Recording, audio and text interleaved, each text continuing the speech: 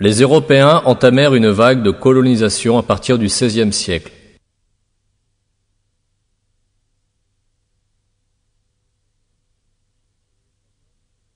Les Espagnols furent les premiers colonisateurs. Sous les ordres de Christophe Colomb, les conquistadors espagnols débarquèrent en Amérique du Sud.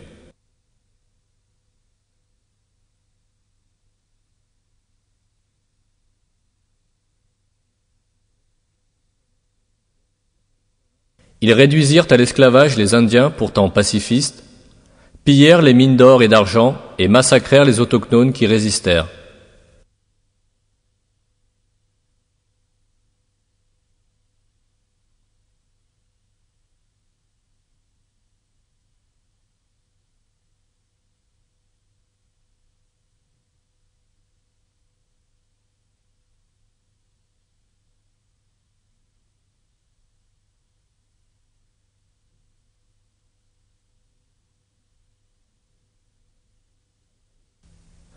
Après les Espagnols, ce fut au tour des Portugais, des Danois, puis des Anglais de se lancer dans la course à la colonisation.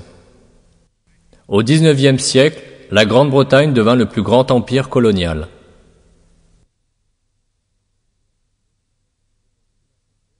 L'étendue de leur conquête permettait aux Anglais d'exploiter librement et largement les ressources naturelles disponibles de part et d'autre de l'empire.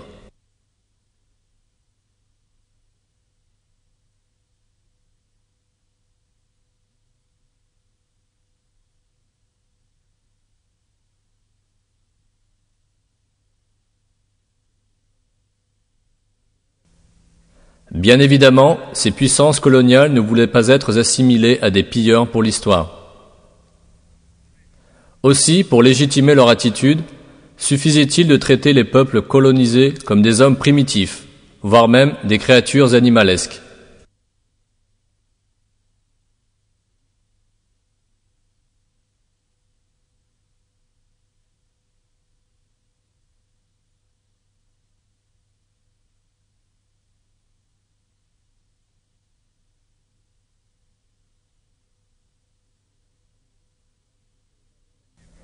Puisque les Indiens d'Amérique n'étaient pas de vraies créatures humaines, les colons espagnols avaient la liberté de se comporter envers eux comme bon leur semblait.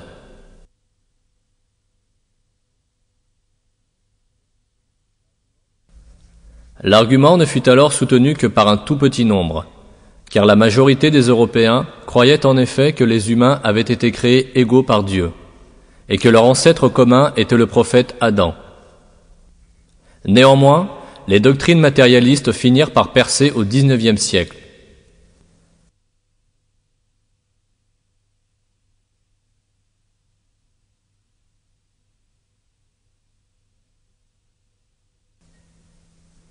Le racisme est né à l'instant où les gens ont commencé à oublier que les êtres humains étaient l'œuvre de Dieu. Ce racisme reposait sur le prétendu concept scientifique de la théorie de l'évolution de Darwin.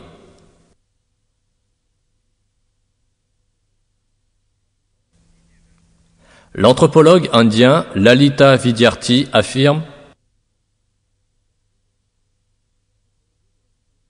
sa théorie de la survie du plus fort reçut un accueil chaleureux auprès des scientifiques sociaux de l'époque. Ils croyaient que l'humanité avait atteint différents niveaux d'évolution, dont le point culminant était la civilisation de l'homme blanc.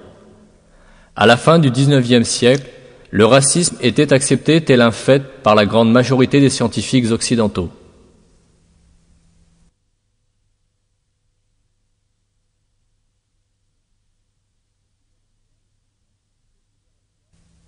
Les idées raciales de Darwin furent prônées par les puissances européennes, notamment l'Empire victorien, dans le but de légitimer leurs politiques expansionnistes.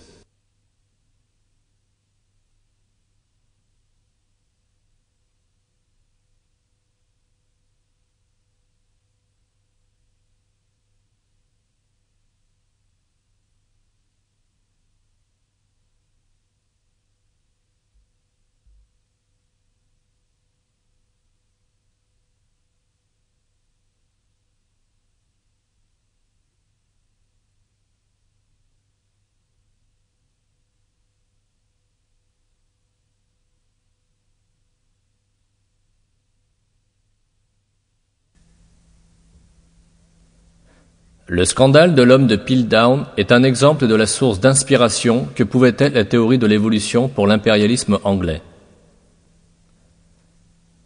En 1912, à Piltdown en Angleterre, le scientifique Charles Dawson et son équipe déterrèrent un étrange crâne appartenant à une pseudo-créature mi-homme, mi-singe. Arthur Case, un anatomiste évolutionniste, examina le fossile et confirma la conclusion de son collègue. Dawson et Case insistèrent par ailleurs sur le fait que le cerveau de l'homme de Piltdown était de taille équivalente à celui de l'homme moderne. La mâchoire avait néanmoins les caractéristiques du singe.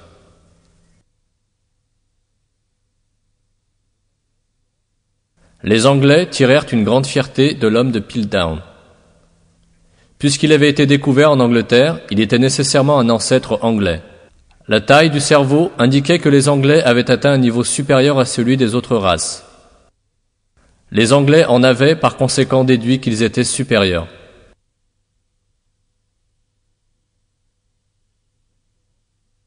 C'est précisément pour cette raison que la découverte de l'homme de Piltdown suscita un tel engouement en Angleterre. Les journaux en avaient fait leur gros titre.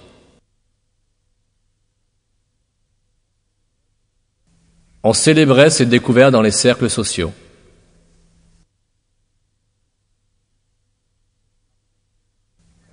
Arthur Case fut même décoré du titre de chevalier anglais en reconnaissance de son travail sur le crâne de Piltdown.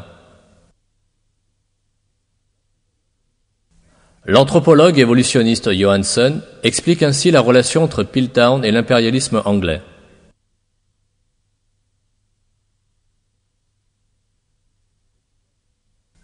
La découverte de Piltdown était très eurocentrique. Le cerveau et les Anglais avaient la prééminence. Pendant 40 ans, les Anglais ont été persuadés qu'ils descendaient de l'homme de Piltdown.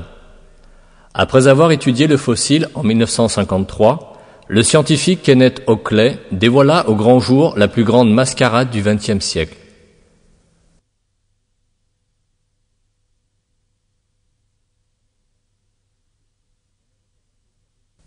On avait en effet fabriqué le fossile à l'aide d'une mâchoire d'orang-outan et d'un crâne humain. La radio de Londres annonça la nouvelle qui déclencha une vive émotion. Le musée d'histoire naturelle est sous le choc depuis le scandale de l'homme de Piltdown. Il s'avère que le plus célèbre fossile de crâne au monde n'est rien d'autre qu'un canular. Sa découverte faisait sensation il y a 40 ans. Aujourd'hui, on est atterré par la supercherie.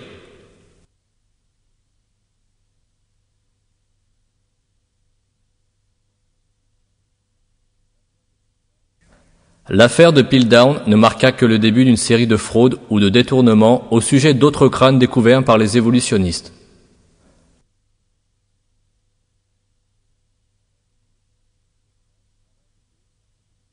En réalité, ces crânes appartenaient soit à des espèces disparues de singes, soit à des races humaines antérieures. Malgré cela, les évolutionnistes persistèrent à présenter des fossiles de chimpanzés, d'orang-outans ou même de cochons comme étant les ancêtres de l'homme. Ils durent néanmoins au fur et à mesure écarter ces fossiles qu'ils avaient baptisés Sinjanthropes, Ramapithèques et Hesperopithèques.